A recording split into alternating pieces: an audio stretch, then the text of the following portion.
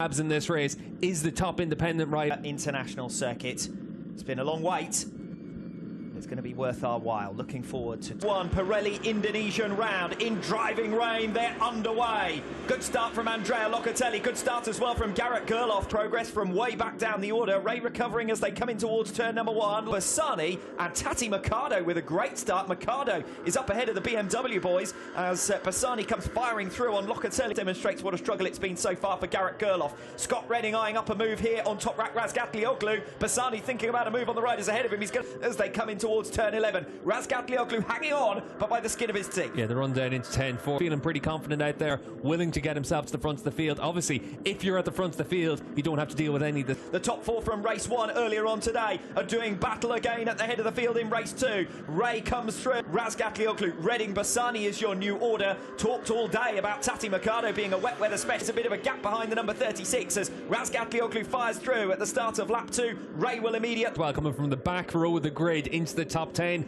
and the Japanese rider, he goes well in wet conditions. He has ever finished. Jonathan Ray out in front. Razgatlioglu second. There is Mercado. Leader Jonathan Ray. Razgatlioglu, Redding, Bassani and Van der Mark right with them. Yeah, and for Van der Mark, always goes well in these conditions, considering wet weather had been one of the weaknesses for him, but he looks pretty strong at this stage, willing to make those moves. Obviously, John Ray, Redding, Razgatlioglu, Bassani and Van der Mark. Van der Mark now within striking BMW package underneath him. Redding also looking good at this stage. Got right onto the tail of Jonathan Ray. Couldn't so slightly. So Van der Mark, he needs to make that move on Bassani quickly. Tati Mercado broadly going with the group. A second the gap in front of him though, 2.5 seconds the tail, and any time someone runs slightly off the line or makes a slight error or is slightly tentative, they're going to be swallowed up by the pack here. Scott that having a little bit more size can really help Scott Redding, and certainly he's got that little bit more leverage of being one of the tallest riders on the grid. Still just outside of Scott Redding on the exit of turn 9, so Ray desperate to lead from the front. He will be the first to encounter our top world-class action. You're getting it right now. This is the first time they've ever been around this track in wet conditions, and now they're all really trying to figure it out on the fly. You can see Michael Van der Mark at the back. Van der Mark was hoping to run the outside and give himself the inside for the next corner. It hasn't worked out for him. It's Bassani who's making progress. I think he may have been collected by Michael Van der Mark there after a bit of a moment coming off the top independent ranking. Unfortunately, his hopes of that end in the gravel track. Yep. And Axel, understandably, very frustrated with that. Well, Garrett Bassani was looking good. He gets moved out of the way by Razgatlioglu, and here's going to be the moment for him coming off the final turn. And he does get collected. Entry and... Van der Mark lifts into the path perhaps of, and that one was less contentious. Axel Bassani's collision there with Michael Van der Mark after already being unsound, but Redding responding quite nicely. Meanwhile, Michael Van der Mark getting through on Razgatlioglu. That's for third. Former teammates Van der Mark and Toprak Razgatlioglu. You can see how much rain is coming down. You can see how much gravel was left out in the racetrack as well there. But got it done. Redding up at the front then. Ray in second. The gap now over a second to this fight for third position. Van der Mark trying to come through in attack, but can't quite get there as they make their way through the right-hander. When they come across the line, the one thing is right now 1:44.0 was Scott Redding's last lap time. A dry weather lap around here is a Van der Mark to bridge any more of that gap, because the pace at the front's really fast. Fine performance though. Might never see the light of day. Scott Redding out the front of the field. 1:43.648 in these conditions. That's astonishing. Razgatlioglu again. Attack Toprak though. We saw last time around he was a lot faster in the second half of the lap than Toprak. Jonathan Ray coming back at Scott Redding. We rejoin the race leading battle, and Ray has come through on Redding, and here goes Van der Mark on Razgatlioglu, and quietly nobody knows which way to recover that third place. I said no, everyone's got nothing to lose in this race. That's how they're approaching it as well. Good battling between. The back down the order, Tom Sykes occupies 5th position. Kota Nazane going to be a career best if he'll a 3-point margin. Locatelli at the end of this season as Van der Mark and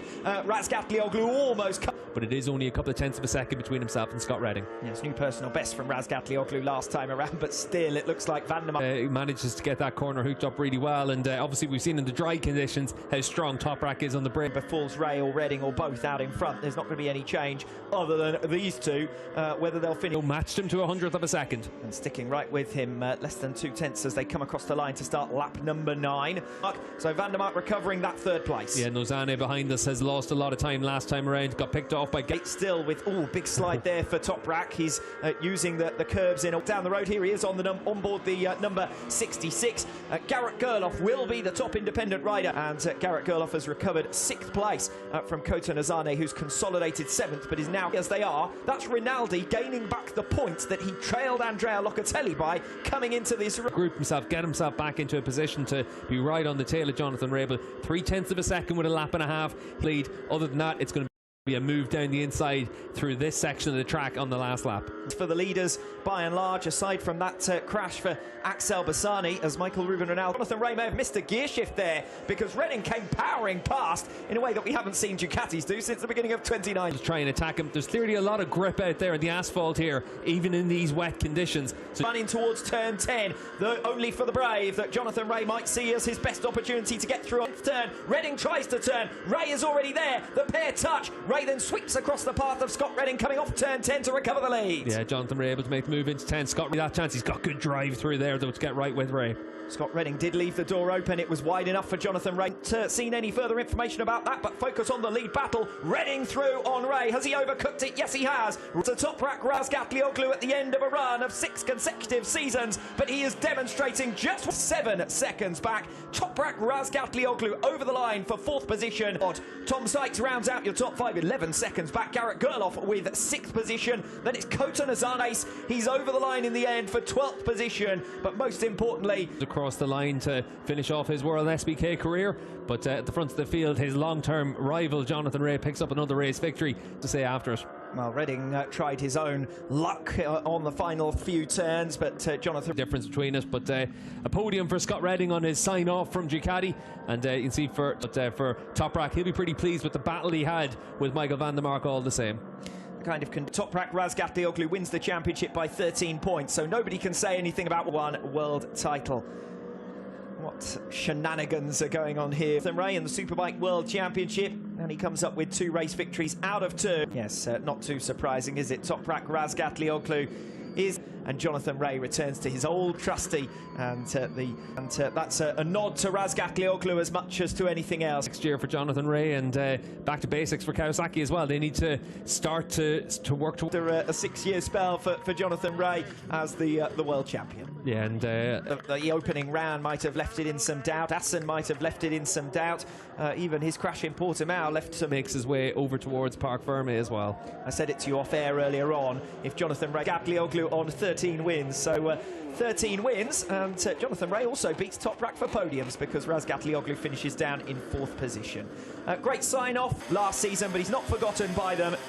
Thanks to a World SBK legend, and thanks from all of us, and gave him something to think about at times over his spell with that Ducati factory. Degrees, very humid, so you could understand Scott trying to just get rid of as many layers. From the rain, of course, an emotional moment for Chaz Davies, no doubt. Yeah, definitely, and for his team as well, and all the way through. Very fitting that Ray and Redding have a battle towards the end of the season. Top's been a big challenge.